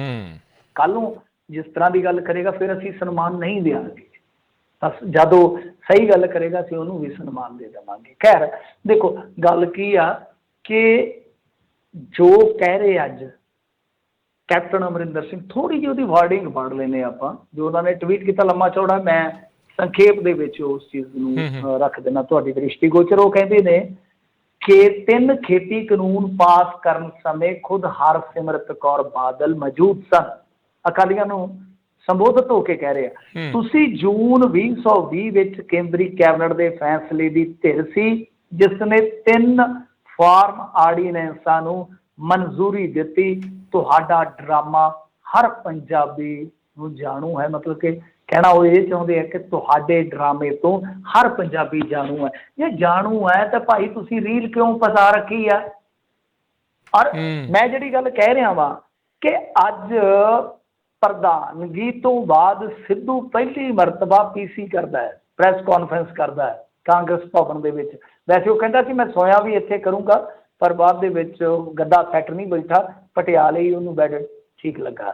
ਖੈਰ ਉਹਨੇ ਵੀ ਅੱਜ ਉਹੀ ਵੀਡੀਓ ਕੱਢ ਕੇ ਅਕਾਲੀਆਂ ਦੀਆਂ ਉਹੀ ਗੱਲਾਂ ਬਾਤਾਂ ਕੱਢ ਕੇ ਆਹੀ ਚੀਜ਼ ਬੋਲੀ ਆ ਕਿ ਸਾਰਾ ਕੰਮ ਹੈ ਜਿਹੜਾ, ਮਤਲਬ ਕਿ ਉਹਨੇ ਤਾਂ ਇੱਥੋਂ ਤੱਕ ਕਹਿ ਦਿੱਤਾ ਕਿ ਜਿਹੜਾ ਕੰਟਰੈਕਟ ਫਾਰਮਿੰਗ ਐਕਟ 2013 ਵਾਲਾ ਸੀਗਾ ਅਕਾਲੀ ਭਾਜਪਾ ਸਰਕਾਰ ਵਾਲਾ, ਉਹੀ ਮਤਲਬ ਕਿ ਉਹਨਾਂ ਨੇ ਕਾਪੀ ਪੇਸਟ ਕਰ ਦਿੱਤਾ, ਜਦ ਕਿ ਸਿੱਧੂ ਬਿਲਕੁਲ ਤੱਥਾਂ ਤੋਂ ਕੋਰੀ ਗੱਲ ਕਰਦਾ ਪਿਆ। ਕਿਉਂਕਿ ਜਿਹੜਾ ਪੰਜਾਬ ਸਰਕਾਰ ਨੇ, ਹਾਲਾਂਕਿ ਮੈਂ ਉਸ ਕਾਨੂੰਨ ਬਣਾਏ ਨਾਲ ਵੀ ਸਹਿਮਤ ਨਹੀਂ ਹਾਂ, ਪਰ ਉਦੋਂ ਸਿੱਧੂ ਵੀ ਤਾਂ ਉਸੇ ਸਰਕਾਰ ਦਾ ਹਿੱਸਾ ਸੀਗਾ ਨਾ। ਉਦੋਂ ਤੇ ਬਾਦਲ ਸਾਹਿਬ ਨੂੰ ਇਹ ਬਾਪੂ ਦੱਸਦਾ ਹੁੰਦਾ ਸੀਗਾ, ਮਜੀਠੀਏ ਨੂੰ ਛੋਟਾ ਵੀਰ ਤੇ ਸੁਖਬੀਰ ਨੂੰ ਪਤਾ ਨਹੀਂ ਕੀ ਦੱਸਦਾ ਸੀਗਾ। ਤਾਂ ਕਹਿਣ ਦਾ ਮਤਲਬ ਇਹੋ ਆ ਕਿ ਉਦੋਂ ਤੇ ਸਰਕਾਰ 'ਚ ਤੁਸੀਂ ਬੈਠੇ ਸੀ, ਔਰ ਉਹ ਸਾਰਾ ਜਿਹੜਾ ਐਕਟ ਹੈ ਜੇ ਤੁਸੀਂ ਪੜ੍ਹੋਗੇ ਕਾਫੀ ਲੰਬਾ ਚੌੜਾ ਹੈ, ਪਰ ਉਹਦੇ ਵਿੱਚ ਠੀਕ ਆ ਕਿਸਾਨ ਤੇ ਜੁਰਮਾਨਾ ਰੱਖਣ ਦੀ ਪ੍ਰੋਵੀਜ਼ਨ ਹੈ, ਪਰੰਤੂ ਕਿਤੇ ਵੀ ਇਹ ਨਹੀਂ ਹੈ ਕਿ ਆਪਾਂ ਕਹਿ ਸਕੀਏ ਕਿ ਕੋਈ ਵੀ ਪ੍ਰਾਈਵੇਟ ਪਲੇਅਰ ਹੈ ਜਿਹੜਾ ਉਹ ਸਰਕਾਰ ਤੋਂ ਬਾਹਰੀ ਹੋ ਕੇ ਸ਼ੋਸ਼ਣ ਕਰ ਲੂਗਾ ਕਿਸਾਨ ਦਾ, ਕਿਉਂਕਿ ਸਾਰੀ ਨਿਗਰਾਨੀ ਜਿਹੜੀ ਆ, ਸਾਰਾ ਕਾਇਦਾ ਕਾਨੂੰਨ ਹੈ ਜਿਹੜਾ PMC ਵਾਲਾ, ਉਹ ਪੜ੍ਹ ਸਕਦੇ ਹੋ ਤੁਸੀਂ, ਤੁਹਾਨੂੰ ਈਜ਼ੀਲੀ ਮਿਲ ਜਾਣਾ ਆ। ਤਾਂ ਕਹਿਣ ਦਾ ਮਤਲਬ ਹੈ ਕਿ ਉਹੀ ਘੱਟੀ ਪਿੱਟੀ ਗੱਲ, ਪਰ ਇਹਦੇ ਵਿੱਚ ਇੱਕ ਨਵਾਂ ਰਾਗਾ ਜਿਹੜਾ ਅੱਜ ਹੋ ਗਿਆ, ਉਹ ਸਾਨੂੰ ਸਾਰਿਆਂ ਨੂੰ ਸਮਝ ਲੈਣਾ ਚਾਹੀਦਾ ਹੈ ਕਿ ਤੁਸੀਂ ਦੇਖੋ ਕਿ ਦੁਪਹਿਰੇ ਆਹੀ ਗੱਲਾਂ ਨਵਜੋਤ ਸਿੰਘ ਸਿੱਧੂ 2-2.5 ਘੰਟਿਆਂ 'ਚ ਕਰਦਾ ਹੈ, ਕਿਉਂਕਿ ਤੁਹਾਨੂੰ ਪਤਾ ਹੀ ਹੈ ਨਾ ਕਿ ਸਵਾਲਾਂ ਦੇ ਜਵਾਬ ਤੇ ਉਹਨੇ ਦੇਣੇ ਕੋਈ ਨਹੀਂ। ਐਵੇਂ ਤੂੰ ਚੁੱਪ ਕਰ ਯਾਰ, ਤੂੰ ਜੇ ਕੋਈ ਸਵਾਲ ਕਰੇ ਨਾ ਪੱਤਰਕਾਰ, ਉਹ ਤੂੰ ਛੱਡ ਯਾਰ, ਤੂੰ ਛੱਡ, ਇਹ ਹੋ ਗਿਆ ਤੂੰ ਹੱਦ ਹੋ ਗਈ ਆ ਪੱਤਰਕਾਰ ਵਾਰਤਾ ਹੁੰਦੀ ਹੈ ਉਹਦੀ, ਉਹੋ ਜਿਹੇ ਜਾਣ ਵਾਲੇ ਆ, ਤੂੰ ਮੈਂ ਬਸ। ਗੱਲ ਇਹ ਆ ਕਿ ਹੁਣ ਮੁੱਦਿਆਂ ਦੀ ਰਾਜਨੀਤੀ ਜਿਹੜੀ ਉਹ ਵਿਸਰਦੀ ਜਾਂਦੀ ਆ, ਮਤਲਬ ਕਿ ਨਿਸ਼ਾਨੇ ਤੇ ਵਿਰੋਧੀ ਲੈਣੇ ਆ, ਵਿਰੋਧੀਆਂ ਨੂੰ ਨਿਸ਼ਾਨੇ ਤੇ ਲਓ ਜੀ ਸਦਕੇ, ਸਾਨੂੰ ਕੋਈ ਚੱਕਰ ਨਹੀਂ, ਤੁਹਾਡੀ ਰਾਜਨੀਤੀ ਇਸ ਤਰ੍ਹਾਂ ਹੀ ਚੱਲਣੀ ਆ, ਤੁਹਾਡੀ ਰਾਜਨੀਤੀ ਚੱਲਣੀ ਆ, ਸਾਡੀ ਆ ਗੱਲਬਾਤ ਚੱਲੀ ਜਾਣੀ ਆ, ਸਾਡੀ ਸਰੋਤਿਆਂ ਨੇ ਸੁਣੀ ਜਾਣੀ ਆ, ਉਹ ਸਾਰਾ ਕੁਛ ਇਸ ਤਰ੍ਹਾਂ ਹੀ ਚੱਲੇਗਾ। ਪਰ ਰੌਲਾ ਪਏ ਕਿ 18 ਏਜੰਡਾ ਕਿੱਥੇ ਗਿਆ ਜੀ? ਹੁਣ ਜਿਹੜੀਆਂ ਡਰੱਗ ਵਾਲੀਆਂ ਮੰਗਾਂ ਉਹ ਕਿੱਥੇ ਗਈਆਂ ਜੀ? ਮਤਲਬ ਇਹੋ ਆ ਕਿ ਵਿਰੋਧੀਆਂ ਤੇ ਨਿਸ਼ਾਨਾ 2-2.5 ਘੰਟੇ ਲਾ ਕੇ ਤਿਆਰੀ ਕਰਕੇ ਆਹੀ ਕੁਛ ਕਹਿ ਕੇ ਕੱਸ ਦਿੱਤਾ ਗਿਆ। ਇੱਕ ਅਮਰਿੰਦਰ ਸਿੰਘ ਨੇ ਟਵੀਟ ਕਰ ਦਿੱਤਾ, ਦੋਵੇਂ ਇੱਕੋ ਜਿਹੇ ਹੋ ਗਏ। ਕਹਿਣ ਦਾ ਮਤਲਬ ਕਿ ਜਿਹੜੀ ਗੱਲ ਅਸੀਂ ਕਹਿੰਦੇ ਸੀ ਕੁਝ ਭਾਵਕ ਸੱਜਣਾ ਨੂੰ ਕਿ ਹੋ ਸਕਦਾ ਆ ਕਿ ਇਨ ਦੀ ਐਂਡ ਸਿੱਧੂ ਪਲੋਸਿਆ ਜਾਵੇ, ਉਸ ਤੋਂ ਬਾਅਦ ਇਹ ਦੋਵੇਂ ਇਕੱਠੇ ਹੋ ਜਾਣ, ਇਹਦੇ ਤੋਂ ਬਹੁਤੀ ਉਮੀਦ ਨਾ ਲਾਓ। ਤਾਂ ਉਹਦਾ ਪਹਿਲਾ ਪ੍ਰਤੱਖ ਪ੍ਰਮਾਣ ਜਿਹੜਾ ਅੱਜ ਤੁਹਾਡੇ ਸਾਹਮਣੇ ਆ ਗਿਆ ਕਿ ਦੋਨਾਂ ਦੀ ਭਾਸ਼ਾ, ਦੋਨਾਂ ਦਾ ਨਿਸ਼ਾਨਾ, ਦੋਨਾਂ ਦਾ ਮੁੱਦਾ ਬਿਲਕੁਲ ਕਾਮਨ ਆ। ਔਰ ਠੀਕ ਉਸ ਵੇਲੇ ਆ ਜਦੋਂ ਅਕਾਲੀਆਂ ਨੇ ਪ੍ਰੋਗਰਾਮ ਦਿੱਤਾ ਕਿ ਅਸੀਂ 17 ਤਰੀਕ ਨੂੰ ਇਹਨਾਂ ਕਾਨੂੰਨਾਂ ਦੇ ਵਿਰੋਧ 'ਚ ਜਾਵਾਂਗੇ। ਹਾਲਾਂਕਿ ਅਕਾਲੀਆਂ ਨੂੰ ਸਵਾਲ ਹੋਣੇ ਚਾਹੀਦੇ, ਮੈਂ ਨਹੀਂ ਕਹਿੰਦਾ, ਪਰ ਇਹ ਸਵਾਲ ਲਗਾਤਾਰ ਹੋ ਰਹੇ। ਨਵਾਂ ਇਹਦੇ 'ਚ ਕੱਖ ਨਹੀਂ ਹੈ। ਨਵਾਂ ਸਿਰਫ ਤੇ ਸਿਰਫ ਇਹੋ ਆ ਕਿ ਉਹ ਕਿਸੇ ਹੋਰ ਢੰਗ ਨਾਲ ਨਿਸ਼ਾਨਾ ਲਾਉਣਾ ਚਾਹੁੰਦੇ ਆ ਵੋਟਾਂ ਤੇ, ਇਹ ਕਿਸੇ ਹੋਰ ਢੰਗ ਨਾਲ ਨਿਸ਼ਾਨਾ ਲਾਉਣਾ ਚਾਹੁੰਦੇ ਨੇ। ਜੀ ਜੀ। ਰਸਤਾ ਖੋਲ੍ਹਣ ਨੂੰ ਲੈ ਕੇ ਹਰਿਆਣਾ ਸਰਕਾਰ ਨੇ ਸ਼ੁਰੂ ਕੀਤੀਆਂ ਪੇਸ਼ਬੰਦੀਆਂ। ਹਾਂਜੀ ਦੇਖੋ, ਹਰਿਆਣਾ ਸਰਕਾਰ ਨੇ ਅੱਜ ਮੀਟਿੰਗ ਕੀਤੀ ਆ, ਕਾਫੀ ਲੇਟ ਇਵਨਿੰਗ ਮੀਟਿੰਗ ਉਹ ਜਿਹੜੀ ਆ ਉਹ ਚੱਲ ਰਹੀ ਸੀਗੀ। ਇਸ ਕਰਕੇ ਮੀਟਿੰਗ ਦਾ ਕੀ ਰਿਜ਼ਲਟ ਨਿਕਲਿਆ ਉਹਦੇ ਤੋਂ ਆਪਾਂ ਜਾਣੂ ਨਹੀਂ। ਜਿਸ ਚੀਜ਼ ਤੋਂ ਜਾਣੂ ਨਾ ਹੋਈਏ ਇੰਤਜ਼ਾਰ ਕਰ ਲੈਣਾ ਚਾਹੀਦਾ। ਆਪਾਂ ਕੱਲ੍ਹ ਦੇ ਪ੍ਰੋਗਰਾਮ 'ਚ ਦੇਖ ਲਵਾਂਗੇ ਕੀ ਬਣਦਾ, ਜਾਂ ਤੁਸੀਂ ਅਗਲੇ ਪ੍ਰੋਗਰਾਮ 'ਚ ਦੇਖ ਲਿਓ ਇਹਨਾਂ ਦੀ ਮੀਟਿੰਗ ਦੇ ਵਿੱਚ ਕੀ ਨਿਬੜਦਾ। ਕਿਉਂਕਿ ਉਸ ਤੋਂ ਪਹਿਲਾਂ ਇੱਕ ਮੀਟਿੰਗ ਜਿਹੜੀ ਆ ਉਹ ਕਿਸਾਨ ਆਗੂਆਂ ਨਾਲ ਸਿੰਘੂ ਬਾਰਡਰ ਤੇ ਹੋਈ ਹੈ ਇਹਨਾਂ ਦੀ। ਮਤਲਬ ਕੀ ਹੈ ਕਿ ਜਿੱਦਾਂ ਨੈਸ਼ਨਲ ਹਿਊਮਨ ਰਾਈਟਸ ਕਮਿਸ਼ਨ ਆ, ਉਹਨੂੰ ਵੈਸੇ ਪੱਤਰਕਾਰਾਂ ਦੇ ਨਾਲ ਹੁੰਦੀ ਜਾਤੀ, ਇੱਕ ਦਿਨ ਦੇ ਵਿੱਚ 77 ਬਲਾਤਕਾਰ ਦਰਜ ਹੋ ਰਹੇ ਨੇ ਉਰੇ ਇੰਡੀਆ 'ਚ, ਤੇ ਇੱਥੇ ਬੁੱਧੀਜੀਵੀਆਂ ਦੇ ਨਾਲ ਹੁੰਦੀ ਧੱਕੇਸ਼ਾਹੀ, ਅਕਲੀਅਤਾਂ ਦੇ ਨਾਲ ਹੁੰਦਾ, ਧੱਕਾ, ਉਹ ਸਾਰਾ ਕੁਝ ਨਹੀਂ ਦਿਖਾਈ ਦਿੰਦਾ। ਬਸ ਇੱਕੋ ਇਹ ਆ ਕਿ ਕਿਸਾਨ ਕਾਹਤੋਂ ਉੱਥੇ ਬੈਠੇ ਆ। ਤਾਂ ਕੌਮੀ ਮਨੁੱਖੀ ਅਧਿਕਾਰ ਕਮਿਸ਼ਨ ਨੇ ਨੋਟਿਸ ਲਿਆ ਵਾ, ਤਾਂ ਉਹਦੇ 'ਤੇ ਹੁਣ ਜਿਹੜੀ ਹਰਿਆਣਾ ਸਰਕਾਰ ਆ ਉਹ ਐਕਟਿਵ ਹੋਈ ਵੀ ਆ। ਤਾਂ ਉਹਨਾਂ ਨੇ ਕੱਲ੍ਹ ਮੀਟਿੰਗ ਕੀਤੀ ਸੀਗੀ ਉੱਥੇ। ਉਹਨਾਂ ਦਾ ਜਿਹੜਾ ਕਹਿਣਾ ਆ, ਕੁੱਲ ਮਿਲਾ ਕੇ ਜੇ ਮੈਂ ਸਿੱਟਾ ਕੱਢਾਂ ਜਿਹੜੀਆਂ ਗੱਲਾਂ ਬਾਤਾਂ ਹੋਈਆਂ ਨੇ, ਉਹ ਕਿਸਾਨ ਆਗੂਆਂ ਨੂੰ ਕਹਿ ਰਹੇ ਆ ਕਿ ਇੱਕ ਪਾਸੇ ਦਾ ਰਾਹ ਖੋਲ੍ਹ ਦਿਓ। ਤਾਂ ਕਿਸਾਨਾਂ ਨੇ ਵੀ ਕੋਈ ਇਨਕਾਰ ਨਹੀਂ ਕੀਤਾ, ਕਿਉਂਕਿ ਮਾਮਲਾ ਜਦੋਂ ਤੁਹਾਨੂੰ ਪਤਾ ਹੀ ਇਸ ਤਰ੍ਹਾਂ ਦਾ ਹੋ ਜਾਂਦਾ ਗੁੰਝਲਦਾਰ, ਅਤੇ ਕਿਸਾਨ ਵੀ ਬਹੁਤੇ ਅੜੀਅਲ ਫਿਰ ਨਹੀਂ ਰਹਿੰਦੇ, ਉਹ ਵੀ ਕੁਛ ਨਾ ਕੁਛ ਸੌਫਟ ਹੋ ਜਾਂਦੇ ਨੇ। ਤਾਂ ਇਹ ਨਹੀਂ ਹੈ ਕਿ ਉਹ ਗੱਲਬਾਤ ਟੁੱਟ ਗਈ। ਗੱਲਬਾਤ ਦਾ ਸਿਲਸਿਲਾ ਕਹਿੰਦੇ ਕਿ ਫਿਰ ਚੱਲੇਗਾ, ਕਿਉਂਕਿ ਕਿਸਾਨਾਂ ਨੇ ਆਖਿਆ ਕਿ ਸਾਨੂੰ ਕੋਈ ਰਾਏ ਮਸ਼ਵਰੇ ਵਾਸਤੇ ਥੋੜ੍ਹਾ ਜਿਹਾ ਵਕਫਾ ਦੇ ਦਿਓ। ਤਾਂ ਇਸੇ ਦਰਮਿਆਨ ਅੱਜ ਹਰਿਆਣਾ ਗੌਰਮੈਂਟ ਜਿਹੜੀ ਸੀਗੀ ਉਹ ਗਈ ਸੀਗੀ ਮੀਟਿੰਗ ਕਰਨ। ਉਹਨਾਂ ਨੇ ਕੀ ਮਤਾ ਪਕਾਇਆ ਇਹ ਆਪਾਂ ਨੂੰ ਪਤਾ ਨਹੀਂ ਹੈ, ਪਰ ਇਸੇ ਦਰਮਿਆਨ ਇੱਕ ਵੱਡਾ ਜਿਹੜਾ ਵਾਰ ਆ ਉਹ ਇਹਨਾਂ ਨੇ ਬੜਾ ਮਿੱਥ ਕੇ ਕੀਤਾ। ਉਹ ਇਹ ਆ, ਜਿਹੜੇ ਇਹਨਾਂ ਦੇ ਉੱਥੇ ਹੈਗੇ ਪ੍ਰਦੇਸ਼ਕ ਪ੍ਰਧਾਨ, ਉਹ ਕਹਿੰਦੇ ਆ ਕਿ ਜਦੋਂ ਦਾ ਇਹ ਅੰਦੋਲਨ ਚੱਲਿਆ ਵਾ ਉਦੋਂ ਦਾ ਸਾਨੂੰ ਤੇ ਉਸ ਏਰੀਏ 'ਚੋਂ ਪੰਚਾਇਤਾਂ ਦਾ, ਵਫਦਾਂ ਦਾ ਬਹੁਤ ਜ਼ਿਆਦਾ ਗਿਲਾ ਸਾਹਮਣੇ ਆ ਰਿਹਾ ਕਿ ਸਾਡੇ ਇੱਥੇ ਜੀ ਨਸ਼ਾ ਬਹੁਤ ਹੋ ਗਿਆ। ਇੰਨਾ ਹੋ ਗਿਆ ਕਿ ਸਾਡਾ ਤਾਂ ਹਰਿਆਣੇ ਦਾ ਬੁਰਾ ਹਾਲ ਹੋ ਜਾਣਾ, ਸਾਡਾ ਤਾਂ ਭਵਿੱਖ ਬਰਬਾਦ ਹੋ ਜਾਏਗਾ। ਉਹ ਉੜਤਾ ਪੰਜਾਬ ਉਹ ਫਿਲਮ ਬਣਾਉਂਦੇ, ਇੱਥੇ ਦੰਗਲ ਬਣਦੀ ਆ, ਉੱਥੇ ਉੜਤਾ ਪੰਜਾਬ ਬਣਦੀ, ਇੱਥੇ ਸੂਰਮਾ ਬਣਦੀ ਆ, ਵਗੈਰਾ ਵਗੈਰਾ ਉਹ ਗੱਲਾਂ ਕਰਕੇ ਤੇ ਸਿੱਧੇ ਤੌਰ 'ਤੇ ਜੋੜ ਗਏ ਆ ਕਿ ਇਹ ਤੇ ਭਾਈ ਨਸ਼ੈੜੀ ਭੰਗੀ ਉੱਥੇ ਬੈਠੇ ਆ ਤੇ ਸਾਨੂੰ ਵੀ ਡੋਬ ਰਹੇ ਆ। ਹਾਲਾਂਕਿ ਉਹ ਮੰਨਦੇ ਆ ਕਿ ਪਹਿਲਾਂ ਪੰਜਾਬ ਦੇ ਬਾਰਡਰ ਦੇ ਲਾਗੇ ਏਰੀਏ ਦੇ ਵਿੱਚ ਤੇ ਇਹ ਸਮੱਸਿਆ ਸੀ, ਪਰ ਇੰਨੇ ਵੱਡੇ ਪੱਧਰ 'ਤੇ ਉਹ ਬੇੜਾ ਹੀ ਗਰਕ ਹੋ ਰਿਹਾ, ਉਹਨਾਂ ਦੇ ਕਹਿਣ ਦਾ ਮਤਲਬ ਹੈ। ਪਰ ਗੱਲ ਇਹ ਆ ਕਿ ਸਾਡੇ ਲੀਡਰ ਕੁਛ ਬੋਲਦੇ ਆ, ਪਰ ਐਵੇਂ ਨਾ ਤੱਥਹੀਣ ਜੀਆਂ ਗੱਲਾਂ, ਮਤਲਬ ਕਿ ਸਾਡੇ ਕੋਲ ਜਦੋਂ ਕੋਈ ਜਵਾਬ ਨਾ ਹੋਵੇ, ਤਥਾਤਮਕ ਜਵਾਬ ਨਾ ਹੋਵੇ, ਤੇ ਇੱਕੋ ਜਵਾਬ ਹੈ ਸਾਡੀਆਂ ਪੰਜਾਬੀਆਂ ਦੀਆਂ ਕੁਰਬਾਨੀਆਂ ਵੇਖੀਆਂ ਜੇ, ਤੇ ਕੁਰਬਾਨੀਆਂ ਕਰਨ ਵਾਲਿਆਂ ਦਾ ਅਸੀਂ ਕੀ ਮੁੱਲ ਪਾ ਰਹੇ ਹਾਂ, ਉਹਨਾਂ ਦੀ ਵਿਰਾਸਤ ਨੂੰ ਅਸੀਂ ਕਿਸ ਤਰ੍ਹਾਂ ਤੋੜ ਰਹੇ ਹਾਂ। ਕਦੇ ਇਹ ਵੀ ਸੋਚਣ ਵਿਚਾਰਨ ਦਾ ਸਾਨੂੰ ਤਹਈਆ ਕਰਨਾ ਚਾਹੀਦਾ। ਇਹ ਸੁਖੀ ਰੰਧਾਵਾ ਬੋਲੇ, ਉਹ ਤੁਹਾਨੂੰ ਸਾਡੀਆਂ ਕੁਰਬਾਨੀਆਂ ਦਾ ਨਹੀਂ ਪਤਾ, ਤੁਸੀਂ ਉਹਨਾਂ ਦੇ ਮੱਥੇ ਚੱਕ ਕੇ ਅੰਕੜੇ ਮਾਰੋ ਕਿ 2019 ਦੇ ਵਿੱਚ ਤੁਹਾਡੇ ਹਰਿਆਣੇ ਦੇ ਵਿੱਚ 16,000 ਕਿਲੋਗ੍ਰਾਮ ਡਰੱਗ ਫੜੀ ਗਈ ਹੈ ਜੀ। ਕਿੰਨੀ? 16,000। ਮਤਲਬ ਤੁਸੀਂ ਅੰਦਾਜ਼ਾ ਲਾ ਲਓ ਕਿ ਕਿੰਨੀ ਬਣ ਜਾਏਗੀ ਟਨਾਂ ਦੇ ਵਿੱਚ, ਕੁਆਂਟਲਾਂ ਦੇ ਵਿੱਚ। ਉਹਦੇ 'ਚ ਫੀਮ ਵੀ ਆ, ਉਹਦੇ 'ਚ ਚਰਸ ਵੀ ਆ, ਹੈਰੋਇਨ ਵੀ ਆ। ਕੀ ਉਦੋਂ ਕਿਸਾਨ ਸੁੱਟ ਕੇ ਜਾਂਦੇ ਸਨ? 2,500-3 ਹਜ਼ਾਰ ਮੁਕੱਦਮਾ ਦਰਜ ਹੋਇਆ ਤੁਹਾਡੇ NDPS ਦਾ 2019 ਦੇ ਵਿੱਚ। ਕੀ ਉਹ ਸਾਰੇ ਕਿਸਾਨ ਫੜੇ ਗਏ ਸਨ? ਗੱਲਾਂ ਕਰਦੇ ਟਕੇ ਟਕੇ ਦੀਆਂ। ਵੇਚ ਤਾਂ ਉੱਥੇ ਇਹ ਨਹੀਂ ਆਪਾਂ ਕਹਿੰਦੇ ਕਿ ਸਾਰੇ ਜਿਹੜੇ ਸਾਡੇ ਇੱਥੋਂ ਗਏ ਪੰਜਾਬ 'ਚੋਂ, ਹਰਿਆਣੇ 'ਚੋਂ ਜਾਂ UP 'ਚੋਂ ਖਾਂਦੇ ਪੀਂਦੇ ਨਹੀਂ ਹੋਣਗੇ। ਇਹ ਕਹਿੰਦੇ ਇਹਨਾਂ ਦਾ ਕਾਬੂ ਕਹਿ ਰਿਹਾ ਸੀਗਾ ਸ਼ਰੇਆਮ ਇੱਥੇ ਸਾਡੀ ਹੁਣ ਤਿਆਰੀ ਵੀ ਉਹੋ ਜਿਹੀ ਹੁੰਦੀ, ਅੱਗੋਂ ਐਂਕਰਾਂ ਦੀ ਵੀ ਸਾਡਿਆਂ ਦੀ, ਤੇ ਸਾਡੇ ਜਿਹੜੇ ਹੁੰਦੇ ਉੱਥੇ ਪੈਨਲਿਸਟ ਉਹਨਾਂ ਦੀ ਵੀ। ਆਖੇ ਕਿ 3 ਗੁਣਾ ਸੇਲ ਵੱਧ ਗਈ ਉੱਥੇ ਠੇਕਿਆਂ ਦੀ, 3 ਗੁਣਾ ਸੇਲ ਵੱਧ ਗਈ ਤਾਂ ਠੇਕੇ ਬੰਦ ਕਰਵਾ ਦਿਓ ਉੱਥੋਂ ਦੇ। ਔਰ ਕਿਹੜੀ ਗੱਲ ਹੈ ਕਿ ਉਹ ਜਿਹੜੇ ਬੰਦੇ ਪੀਣ ਖਾਣ ਵਾਲੇ ਇੱਥੇ ਪਿੰਡਾਂ 'ਚ ਨਹੀਂ ਪੀਂਦੇ ਹੋਣਗੇ। ਉਹ ਤਾਂ ਸੱਚ ਆ ਨਾ ਜਿਹੜੀ ਗੱਲ ਆ। ਪਰ ਤੁਸੀਂ ਜੋ ਕਹਿ ਰਹੇ ਹੋ ਕਿ ਡਰੱਗ ਦਾ ਤਾਂ ਇਹ ਮਸਲਾ ਹੈ ਕਿ ਉੱਥੇ ਸਗੋਂ ਜਿਹੜਾ ਸ਼ੁਰੂਆਤੀ ਮਾਹੌਲ ਸੀ, ਜਿਵੇਂ ਗਏ ਨੇ ਮੁੰਡੇ, ਤੇ ਉੱਥੇ ਕਰਿੰਦੇ ਇਹਨਾਂ ਦੇ ਸਗੋਂ ਉਹਨਾਂ ਨੂੰ ਪੱਟਦੇ ਰਹੇ ਨੇ, ਉਲਟਾ ਦਾ ਪੱਟਦੇ ਰਹੇ ਕਿ ਲੱਗਣ ਅਮੀਰ ਆਦਮੀ ਆ। ਮਤਲਬ ਕਿ ਪੰਜਾਬ ਦੀ ਖੁਸ਼ਹਾਲੀ ਤੋਂ ਜਿਹੜਾ ਉਹ ਸਾਰਿਆਂ ਨੂੰ ਜਲਨ ਹੁੰਦੀ ਹੈ, ਤੁਹਾਨੂੰ ਪਤਾ ਹੀ ਆ ਕਿ ਬੰਦੇ ਆ 4 ਪੈਸੇ ਵਟਾਉਣਗੇ। ਆਸੇ ਪਾਸੇ ਤੁਹਾਡੇ ਬੰਦੇ ਵੇਚ ਰਹੇ ਨੇ, ਜਾ ਕੇ ਫੜ ਲਓ ਉਹਨਾਂ ਨੂੰ। ਜੇ ਕੋਈ ਪੰਜਾਬੀ ਉੱਥੇ ਕੋਈ ਬਲੈਕ ਕਰ ਰਿਹਾ, ਤੁਸੀਂ ਫੜ ਲਓ। ਐਵੇਂ ਵਾਹਿਯਾਤ ਜਿਹੀਆਂ ਗੱਲਾਂ ਕਰੀ ਜਾਂਦੇ ਆ। ਸੋ ਕੁੱਲ ਮਿਲਾ ਕੇ ਹਰਿਆਣੇ ਦੀ ਸਰਕਾਰ ਜਿਹੜੀ ਆ ਨਾ, ਜਿਸ ਤਰੀਕੇ ਨਾਲ ਉਹਨਾਂ ਨੇ ਆਹ ਨਿਸ਼ਾਨਾ ਕੱਸਿਆ ਨਵਾਂ, ਮੈਨੂੰ ਇਹੋ ਲੱਗਦਾ ਕਿ ਉਹ ਸਟ੍ਰੈਟਜੀ ਕਰ ਰਹੇ ਨੇ ਇਸ ਮਾਮਲੇ ਦੇ ਵਿੱਚ। ਕਿਉਂਕਿ ਪਿਛਲੇ ਦਿਨਾਂ 'ਚ ਕਰਨਾਲ ਮੋਰਚੇ ਤੋਂ ਬਾਅਦ ਸਿੰਘੂ ਤੇ ਬਹਾਦਰਗੜ੍ਹ ਦੇ ਵਿੱਚ ਹਾਜ਼ਰੀ ਬਹੁਤ ਵੱਧ ਗਈ ਆ, ਤਾਦਾਦ ਬਹੁਤ ਵੱਧ ਗਈ। ਇੱਕ ਮੌਸਮ ਵੀ ਠੀਕ ਹੋ ਗਿਆ, ਝੋਨਾ ਵੀ ਪੱਕ ਗਿਆ, ਔਰ ਸਾਰਾ ਸਿਆਲ ਮੇਰੇ ਖਿਆਲ ਦੇ ਨਾਲ ਤਾਦਾਦ ਵਧੇਗੀ। ਤਾਂ ਇਹ ਨਾਲ ਦੀ ਨਾਲ ਇੱਕ ਨੈਰੇਟਿਵ ਸਿਰਜਣਾ ਜਿਹੜਾ ਉਹ ਸਟਾਰਟ ਕਰ ਦਿੱਤਾ। ਸੋ ਸਾਡੀਆਂ ਕਿਸਾਨ ਜਥੇਬੰਦੀਆਂ ਨੂੰ ਮੇਰੇ ਖਿਆਲ ਦੇ ਨਾਲ ਇਹਨਾਂ ਦੇ ਨਾਲ ਸਿੰਘ ਫਸਾਉਣ ਦੀ ਥਾਂ ਤੇ ਤਥਾਤਮਕ ਜਵਾਬ ਦੇਣੇ ਚਾਹੀਦੇ ਨੇ। ਜੀ ਬਿਲਕੁਲ, ਜਿੱਦਾਂ ਤੁਸੀਂ ਕਿਹਾ ਵੀ ਤੱਥਾਂ ਬਾਰੇ ਤਾਂ ਇਹਨਾਂ ਨੂੰ ਪਤਾ ਨਹੀਂ ਹੁੰਦਾ, ਮੂਹਰੇ ਲਿਖਿਆਂ ਦੇ ਵਿੱਚੋਂ ਗਲਤ ਪੜ੍ਹ ਜਾਂਦੇ ਆ ਅਤੇ ਯਾਦ ਇਹਨਾਂ ਨੇ ਸਵਾਹ ਰੱਖਣੇ ਆਪਸ ਕੀ ਜਿਹੜਾ ਉਹ ਹੈਗਾ। ਅਗਲੀ ਜਿਹੜੀ ਮਿੰਟੂ ਜੀ ਹੁਣ ਗੱਲ ਕਰੀਏ, ਕਹਿੰਦਾ ਪ੍ਰਧਾਨ ਮੰਤਰੀ ਨੂੰ ਨੇ ਭੇਜੇ ਮੈਂ ਪੈਸੇ ਵਾਪਸ ਨਹੀਂ ਕਰਨੇ, 5 ਲੱਖ ਕਹਿੰਦੇ ਗਲਤੀ ਨਾਲ ਆਇਆ ਸੀ ਕਿਸੇ ਕੋ। ਹਾਂਜੀ ਹਾਂਜੀ, ਬੜਾ ਸਿਆਪਾ ਪਿਆ ਕਿ ਉਹ ਕਹਿੰਦਾ ਕਿ ਦੇਖੋ ਇਹ ਤੇ ਪ੍ਰਧਾਨ ਸੇਵਕ ਨੇ ਘੱਲੇ ਆ, ਮੈਂ ਤੇ ਨਹੀਂ ਦੇਣੇ।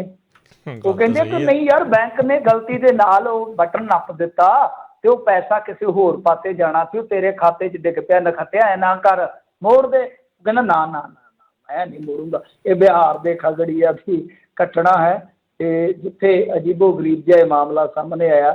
ਬੈਂਕ ਦੇ ਇੱਕ ਖਾਤਾ ਧਾਰਕ ਨੂੰ ਅਚਾਨਕ 5.5 ਲੱਖ ਰੁਪਈਆ ਠੁੱਕਿਆ। ਹੁਣ ਬਿਹਾਰ ਦੇ ਵਿੱਚ ਕਿਸੇ ਸਧਾਰਨ ਮੇਰੇ ਵਰਗੇ ਮਾਤੜ ਨੂੰ 5.5 ਲੱਖ ਦੀ ਟ੍ਰਾਂਜੈਕਸ਼ਨ ਖੜੈਂਕ ਕਰਕੇ ਟੈਲੀਫੋਨ ਤੇ ਟੱਕਰ ਜਾਵੇ ਬੰਦਾ, ਤੇ ਊਂ ਹੀ ਜਿਵੇਂ ਗੱਦਿਆਂ ਜਾਂ ਤੇ ਜੰਪ ਨਹੀਂ ਕਰਦੇ ਹੁੰਦੇ ਬੱਚੇ ਸ਼ਾਪਿੰਗ ਮਾਲ ਵਗੈਰਾ ਦੇ ਵਿੱਚ, ਇੰਨਾ ਬੁੜਕ ਜਾਵੇ ਬੰਦਾ ਧਰਤੀ ਤੋਂ। ਉਹ ਰਕਮ ਆਈ ਆ ਤੇ ਉਹ ਕਾਫੀ ਖੁਸ਼ ਹੋਇਆ, ਤੇ ਉਹਨੇ ਮੇਰੇ ਖਿਆਲ ਦੇ ਨਾਲ ਕੱਢ ਕੇ ਤੇ ਰਕਮ ਜਿਹੜੀ ਆ ਉਹ ਕੁਛ ਖਰਚ ਵੀ ਦਿੱਤੀ। ਪਰ ਮਾਮਲਾ ਉਲਟ ਨਿਕਲਿਆ। ਜਦੋਂ ਬੈਂਕ ਨੇ ਕਿਹਾ ਰਣਜੀਤ ਦਾਸ ਜੀ ਤੁਹਾਡੇ ਖਾਤੇ 'ਚ 5.5 ਲੱਖ ਰੁਪਈਆ ਆਇਆ, ਲਿਆਓ, ਤੇ ਉਹਨਾਂ ਆਖਿਆ ਕਿ ਕਾਹਦਾ, ਹੱਦ ਹੋ ਗਈ ਤੁਹਾਡੇ ਵਾਲੀ। ਉਹਨੇ ਆਖਿਆ ਮੈਂ ਤੇ ਖਰਚ ਖੁਰਚ ਕਰ ਦਿੱਤੇ ਆ, ਕਿਉਂਕਿ ਮੈਂ ਤੇ ਇਹ ਸਾਰੇ ਪੈਸੇ ਖੁਸ਼ੀ ਦੇ ਬਾਰੇ ਖਰਚੇ, ਕਿਉਂਕਿ ਲੱਗਦਾ ਇਹ ਸੀਗਾ ਕਿ ਪ੍ਰਧਾਨ ਸੇਵਕ ਨੇ ਕਿਤੇ ਐਂਟਰੀ ਮਾਰਤੀ ਆ ਖਾਤੇ ਦੇ ਵਿੱਚ। ਸੋ ਬੜਾ ਮਾਮਲਾ ਭੰਬਲ ਭੂਸੇ 'ਚ ਪੈ ਗਿਆ। ਫਿਰ ਬੈਂਕ ਨੇ ਆਖਿਆ ਕਿ ਦੇਖੋ ਇਸ ਤਰ੍ਹਾਂ ਨਹੀਂ ਚੱਲੇਗਾ, ਕਿਉਂਕਿ ਵੈਸੇ ਬੈਂਕ ਦੇ ਪੈਸੇ ਥੋੜ੍ਹੀ ਹੁੰਦੇ, ਉਹ ਤਾਂ ਤੁਹਾਨੂੰ ਪਤਾ ਹੀ ਖਾਤਾ ਧਾਰਕਾਂ ਦੇ ਪੈਸੇ ਹੁੰਦੇ ਆ। ਉਹਨਾਂ ਨੇ ਕਿਹਾ ਕਿ ਭਾਈ ਪੈਸੇ ਦੇ ਦੇ, ਪੈਸੇ ਦੇ ਦੇ। ਪਰ ਹਾਲ ਦੀ ਘੜੀ ਕਹਿੰਦੇ ਉਹ ਪੂਰਾ ਅੜਿਆ ਹੋਇਆ, ਸ਼ਾਇਦ ਹੋ ਸਕਦਾ ਮੋਦੀ ਭਗਤ ਹੋਵੇ। ਕਹਿੰਦਾ ਨਹੀਂ, ਮੈਂ ਪੈਸੇ ਵਾਪਸ ਨਹੀਂ ਕਰ ਸਕਦਾ। ਇਹ ਜਨਾਬ ਹਿੰਦੂ ਹਿਰਦੇ ਸਮਰਾਟ ਨਰਿੰਦਰ ਦਮੋਦਰ ਦਾਸ ਜੀ ਮੋਦੀ ਜਿਹੜੇ ਗੁਜਰਾਤ ਵਾਲੇ ਆ ਉਹਨਾਂ ਨੇ ਭੇਜਿਆ ਵਾ। ਸਾਰੇ ਜਾਣੇ ਇਦਾਂ ਜੇ ਕਰਨ ਲੱਗ ਗਏ ਤੇ ਫਿਰ ਮੋਦੀ ਸਾਹਿਬ ਕੀ ਕਹਿਣਗੇ? ਹਾਂਜੀ, ਫਿਰ ਉਹਨਾਂ ਨੇ ਕੀ ਕਹਿਣਾ, ਉਹਨਾਂ ਨੇ ਕਹਿਣਾ ਚੱਕ ਕੇ ਅੰਦਰ ਮਾਰੋ, ਕੋਈ ਗੱਲ ਨਹੀਂ ਹੈ। ਵੈਸੇ ਹੁੰਦਾ ਇੱਕ ਵਾਰੀ ਨਾ, ਆ ਜਦੋਂ ਨੋਟਬੰਦੀ ਦੀ ਹੋਈ ਆ, ਇੱਕ ਸਾਡੇ ਇੱਥੇ ਸੀਗੀ ਘਟਨਾ ਹੋਈ। ਵੈਸੇ ਹੁੰਦਾ ਪੰਜਾਬ ਦੇ ਵਿੱਚ ਜਾਂ ਇੰਡੀਆ ਦੇ ਵਿੱਚ ਹੋ ਜਾਂਦਾ ਅਕਸਰ। ਤੇ ਉਹ ਕੋਈ ਵਿਚਾਰਾ ਚਾਹ ਦੀ ਦੁਕਾਨ ਖੋਖੇ ਵਾਲਾ ਸੀ ਮੇਰੇ ਖਿਆਲ ਦੇ ਨਾਲ, ਉਹਦੇ ਬੈਂਕ ਦੇ ਵਿੱਚ ਵੱਜ ਗਈ, ਕਿਤੇ ਖਾਤੇ ਦੇ ਵਿੱਚ ਐਂਟਰੀ ਵੱਜ ਗਈ ਕਰੋੜਾਂ ਦੀ। ਅੱਛਾ, ਹੱਦ ਹੋ ਗਈ ਕਿ ਇਨਕਮ ਟੈਕਸ ਉਹਨਾਂ ਦਿਨਾਂ 'ਚ ਤੁਹਾਨੂੰ ਪਤਾ ਐਕਟਿਵ ਬੜਾ ਸੀ। ਉਹਨਾਂ ਚੱਕੀਆਂ ਗੱਡੀਆਂ ਘੂੰ ਘੂੰ ਕਰਦੀਆਂ ਉਹਦੇ ਖੋਖੇ, ਤੇ ਲੋਕ ਭੱਜ ਕੇ ਉੱਧਰ ਨੂੰ ਹੋਏ ਕਿ ਯਾਰ ਇੰਨੇ ਅਫਸਰ ਇਕੱਠੇ ਹੀ ਚਾਹ ਪੀਣ ਆ ਗਏ ਆ। ਉਹਨਾਂ ਨੇ ਆਖਿਆ ਲਿਆ ਵੀ ਮਿੱਤਰਾ, ਲਿਆ ਦੱਸ ਕੇ ਕਰੋੜਾਂ ਰੁਪਈਆ ਕਿੱਥੋਂ ਆ ਗਿਆ ਤੇਰੇ ਖਾਤੇ 'ਚ ਯਕਦਮ? ਕਹਿੰਦਾ ਹੈ ਮੈਂ ਜਨਾਬ ਘਰੇ ਇੱਥੇ ਬੈਠਾ, ਮੈਂ ਤੇ ਕੱਪ ਕੱਪ ਇੱਥੇ ਚਾਹ ਲੋਕਾਂ ਨੂੰ ਪਿਆ ਕੇ ਤੇ ਜੂਠੇ ਭਾਂਡੇ ਦਿਆ ਮਾਂਜਣ, ਕਰੋੜਾਂ ਰੁਪਈਆ ਕਿੱਥੋਂ ਆ ਗਿਆ ਮੇਰੇ ਕੋਲ? ਕਿਉਂਕਿ ਉਹਨੂੰ ਪਤਾ ਹੀ ਨਹੀਂ। ਫਿਰ ਬਾਅਦ ਦੇ ਵਿੱਚ ਜਦੋਂ ਗੱਲ ਖੁੱਲੀ, ਉਹ ਬੈਂਕ ਵਾਲੇ ਵੀ ਜਿਹੜੇ ਆ ਉਹ ਵੀ ਫੋਨ ਫਾਨ ਕਰਦੇ ਰਹੇ। ਬਾਅਦ ਦੇ ਵਿੱਚ ਭੇਤ ਖੁੱਲਿਆ ਕਿ ਬੈਂਕ ਦੀ ਗਲਤੀ ਹੋਈ ਆ, ਬੈਂਕ ਦੀ ਗਲਤੀ ਕਰਕੇ ਉਹ ਰੁਪਈਆ ਜਿਹੜਾ ਉੱਧਰ ਚਲੇ ਗਿਆ। ਪਰ ਉਹਦੇ ਅਗਲੇ ਦਿਨ ਤਾਂ ਸਾਹ ਸੁੱਕ ਗਏ ਨਾ ਗਰੀਬ ਦੇ। ਤੇ ਇਹ ਹੋ ਜਾਂਦਾ ਅਕਸਰ। ਪਰ ਇਹ ਰਣਜੀਤ ਦਾਸ ਕੁਛ ਕਰੜੀ ਚਮੜੀ ਦਾ ਆਦਮੀ, ਉਹ ਕਹਿੰਦਾ ਮੈਂ ਨਹੀਂ ਦਊਂਗਾ। ਵੈਸੇ ਹੋ ਜਾਣਾ ਚਾਹੀਦਾ ਵੈਸੇ ਤੇ ਵੈਸੇ, ਜੇ ਆਪਾਂ ਕਹੀਏ ਤੇ ਜੇ ਉਹ ਕੇਸ ਕਰਨਾ ਚਾਹੁੰਦੇ ਹੋਣ ਤੇ ਉਹ ਕਹਿਣਗੇ, ਜਿਵੇਂ ਤੁਹਾਨੂੰ ਯਾਦ ਹੋਣਾ ਇੱਕ ਵਾਰੀ ਨਾ ਇੱਕ ਸਕੇਟ ਆਈ ਸੀ, ਅਸੀਂ ਨਿੱਕੇ ਨਿੱਕੇ ਹੁੰਦੇ ਨਾ ਦੇਖਦੇ ਹੁੰਦੇ ਸੀ ਜਸਵਿੰਦਰ ਭੱਲਾ ਜੀ ਨੂੰ। ਉਹ ਕਹਿੰਦਾ ਉਹ ਸਾਈਕਲ ਤੇ ਤੁਰਿਆ ਜਾਂਦਾ, ਸਾਈਕਲ ਤੇ ਉਹ ਮਾਰਦਾ ਪਿੱਛੋਂ ਆ ਕੇ ਇੱਕ ਸਕੂਟਰ ਉਹਦੇ 'ਚ। ਉਹ ਕਹਿੰਦਾ ਤੇਰਾ ਬੇੜਾ ਬਹਿ ਜੇ, ਤੇਰੀਆਂ ਅੱਖਾਂ ਹੈ ਨਹੀਂ ਗੀਆਂ। ਤੇ ਉਹ ਕਹਿੰਦਾ ਤੂੰ ਹੱਥ ਤੇ ਇੱਧਰ ਨੂੰ ਸੱਜੇ ਪਾਸੇ ਨੂੰ ਕੱਢੀ ਜਾਣਾ, ਸਾਈਕਲ ਤੂੰ ਖੱਬੇ ਨੂੰ ਮੋੜਤਾ। ਉਹ ਕਹਿੰਦਾ ਹੱਥ ਕੱਢਿਆ ਤਾਂ ਤੂੰ ਵੇਖ ਲਿਆ, ਤੇ ਜਿਹੜਾ ਮੈਂ ਕੈਂਸਲ ਕੀਤਾ ਸੀ ਐਂ ਹਿਲਾ ਕੇ। ਉਵੇਂ ਇਹਨਾਂ ਨੇ ਕਹਿ ਦੇਣਾ ਕਿ ਜਿਹੜਾ ਅਸੀਂ ਤੁਹਾਡੇ ਨਾਲ ਵਾਅਦਾ ਕੀਤਾ ਸੀ ਉਦੋਂ ਬਾਅਦ 'ਚ ਅਸੀਂ ਸਪਸ਼ਟ ਕਰ ਦਿੱਤਾ ਸੀ, ਕੋਈ ਚੁਣਾਵੀ ਜੁਮਲਾ ਸੀ ਕਾਕਾ ਜੀ।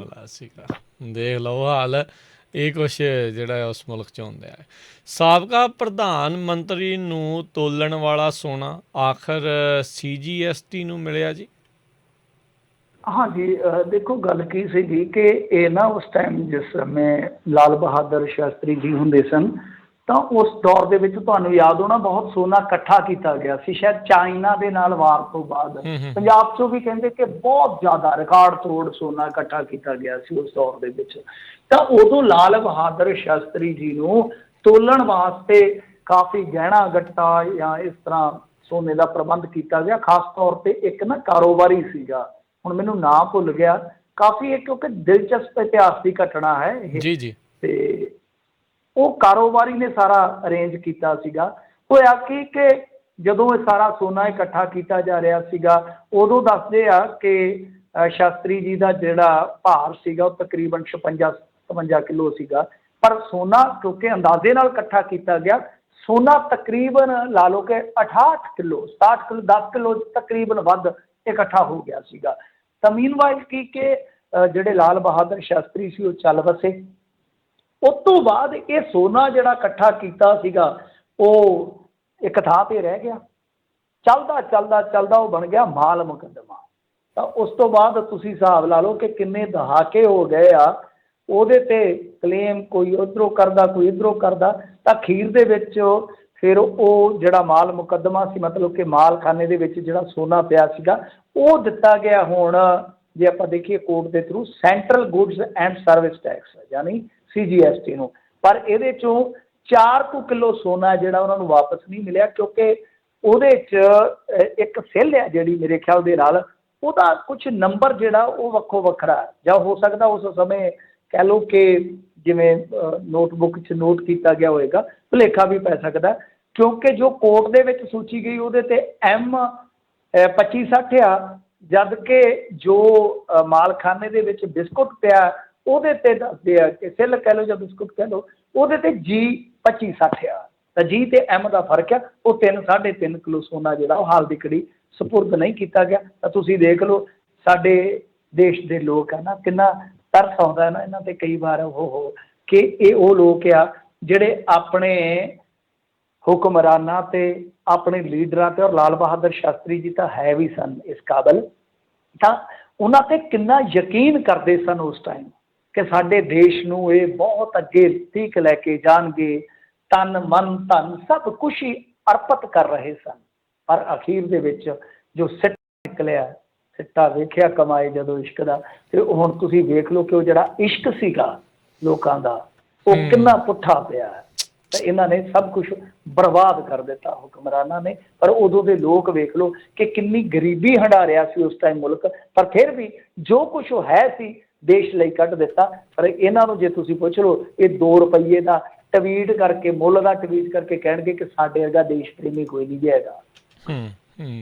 ਜੀ ਬਿਲਕੁਲ ਬਿਲਕੁਲ, ਲੋਕਾਂ ਨੂੰ ਰੋਲ ਦਿੱਤਾ, ਲੋਕੀ ਮਰ ਗਏ ਤੇ ਇਹਨਾਂ ਦੇ ਜੁਮਲੇ ਆ, ਇਹਨਾਂ ਦੇ ਹਾਸੇ ਹੀ ਜਿਹੜੇ ਉਹ ਬਣ ਗਏ।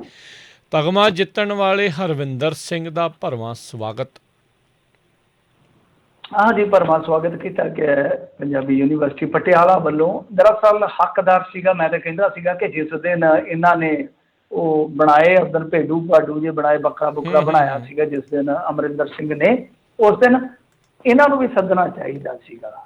ਬਹੁਤ ਸ਼ਾਨਦਾਰ ਪਲੇਅਰ ਨੇ, ਆਰਚਰੀ ਦੇ ਵਿੱਚ ਇਹਨਾਂ ਨੇ ਪਹਿਲਾ ਮੈਡਲ ਜਿਹੜਾ ਪੈਰਾਲੰਪਿਕਸ ਦੇ ਵਿੱਚ ਦਿਵਾਇਆ ਵਾ। ਤੇ ਇਹ ਦਰਅਸਲ ਯੂਨੀਵਰਸਿਟੀ ਦੇ ਸਟੂਡੈਂਟ ਰਹੇ ਆ, ਔਰ ਇਹਨਾਂ ਦਾ ਪਿੰਡ ਅੰਬਾਲੇ ਦੇ ਬਿਲਕੁਲ ਲਾਗੇ ਹੀ ਆ।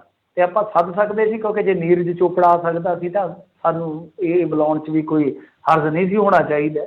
ਪਰ ਇਹਨਾਂ ਨੇ ਨਹੀਂ ਬੁਲਾਇਆ, ਪਰ ਯੂਨੀਵਰਸਿਟੀ ਨੇ ਹਰਵਿੰਦਰ ਸਿੰਘ ਦਾ ਸਨਮਾਨ ਕੀਤਾ। ਹਰਵਿੰਦਰ ਸਿੰਘ ਦੀ ਕਹਾਣੀ ਜਿਹੜੀ ਆ ਉਹੀ ਆਪਣੇ ਆਪ ਦੇ ਵਿੱਚ ਇੱਕ ਪ੍ਰੇਰਨਾ ਦਾ ਸੋਮਾ ਹੈ ਕਿ ਕਿਸ ਤਰੀਕੇ ਨਾਲ ਇੱਕ ਬੱਚਾ 1 ਸਾਲ ਦੀ ਉਮਰ ਦੇ ਵਿੱਚ ਹੈਂਡੀਕੈਪਟ ਹੁੰਦਾ, ਉਸ ਤੋਂ ਬਾਅਦ ਉਹ ਨਾ ਸਿਰਫ ਬ੍ਰਿਲੀਅੰਟ ਸਟੂਡੈਂਟ ਬਣਦਾ, ਇੱਕ ਜੀਨੀਅਸ ਪਲੇਅਰ ਵੀ ਬਣਦਾ। ਜੀ ਜੀ, ਤੇ ਅਜਿਹੇ ਰੋਲ ਮਾਡਲਾਂ ਦੀ ਦੇਖੋ ਜੀ ਜ਼ਰੂਰਤ ਆ। ਅਤੇ ਬਹੁਤ ਬਹੁਤ ਸ਼ੁਕਰੀਆ ਜਿਨ੍ਹਾਂ ਨੇ ਇਸ ਦਾ ਧੰਨਵਾਦ ਵੀ ਕੀਤਾ ਹੈ ਅਤੇ ਇਹਦਾ ਸਵਾਗਤ ਵੀ ਕੀਤਾ ਜਿੱਦਾਂ ਕਿਹਾ। ਅਤੇ ਤੁਹਾਡਾ ਵੀ ਧੰਨਵਾਦ ਮਿੰਟੂ ਜੀ, ਇਹਨਾਂ ਖਬਰਾਂ ਬਾਰੇ ਤੁਸੀਂ ਜਾਣਕਾਰੀ ਦਿੱਤੀਆਂ। ਮਿਲਦੇ ਹਾਂ ਜੀ ਕੱਲ੍ਹ ਨੂੰ ਫਿਰ। ਸਤਿ ਸ਼੍ਰੀ ਅਕਾਲ ਜੀ।